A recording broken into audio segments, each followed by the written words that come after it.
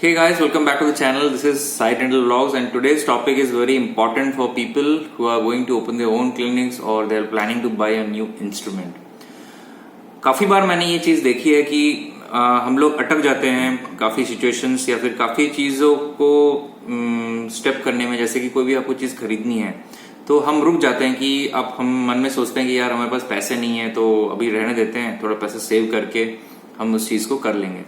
लेकिन अपने प्रैक्टिस में और अपने लाइफ के एक्सपीरियंस से मैं आपको ये बता रहा हूँ कि वो पैसे कभी जमते ही नहीं है और it's always like the time निकल जाता है। ठीक है, तो अगर हमें कोई भी चीज़ की ज़रूरत है तो अगर हमको लोन अगर हम मिल रहा है तो फिर हमको उस चीज़ को अवॉइड नहीं करना चाहिए। फॉर एग्जाम्पल मैं बताता हूँ, अगर आपके क्लिनिक में IOPA मशीन है एंड आपके क्लिनिक में आपको अपग्रेड करना है, आपको फिल्म से RVG लेना है, डिजिटल रेडियोग्राफी करनी है, तो लेकिन डिजिटल रेडियोग्राफी का कॉस्ट जो RVG का कॉस्ट अभी 1.4 to 1.5 लाख हो चुका है।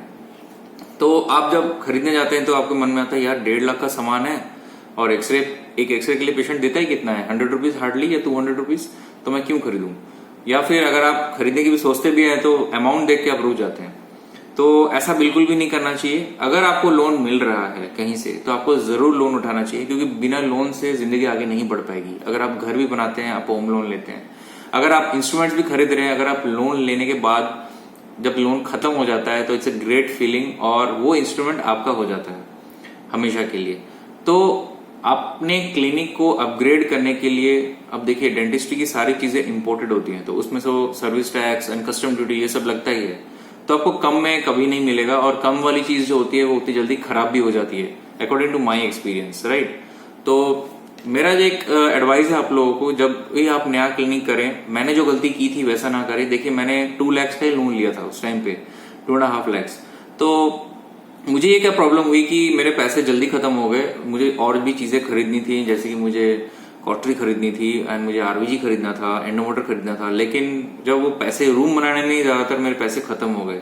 तो और अब देखिए बैंक आपको एक बार लोन देगा, बार बार आपको उसी पैसे के ऊपर लोन देना बहुत मुश्किल है। तो अगर आपको लोन ज्यादा अमाउंट का मिल रहा है अराउंड 4 to 5 लाख, तो उठा लीजिए और सारा सामान एक बार में खरीद लीजिए, क्योंकि काम करने में भी आपको थोड़ा ईज होना चाहिए।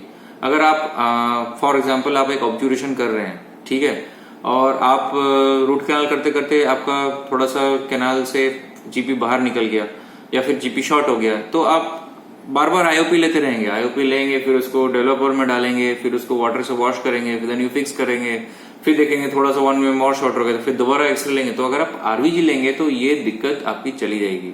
Plus working length, determination, work की स्पीड, काम का स्पीड भी बहुत बढ़ जाएगा। In fact your clinic will be like very upgraded, clinic बहुत ज्यादा अपग्रेडेड लगने लगेगा और आपको भी एक फील गुड फैक्टर आएगा कि चलो मेरे क्लिनिक अपडेटेड, एटलीस्ट RVG तो है मेरे क्लिनिक में।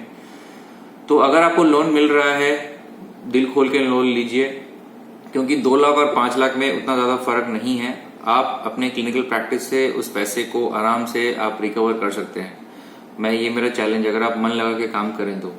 ये दूसरी चीज हो गई कि अगर आपको कोई भी, जैसे आज तक मैं अभी तक कॉटरी नहीं खरीद पाया, ठीक है, मैं सोचता हूँ छोड़ो यार, कौन इतना वेस्ट करेगा पैसा। तो ऑब्वियसली ह्यूमन माइंड है, ऐसा थिंकिंग आता ही है। ये कोई मतलब कि आप सुपर ह्यूमन नहीं है कि आप सब कुछ खरीद लें।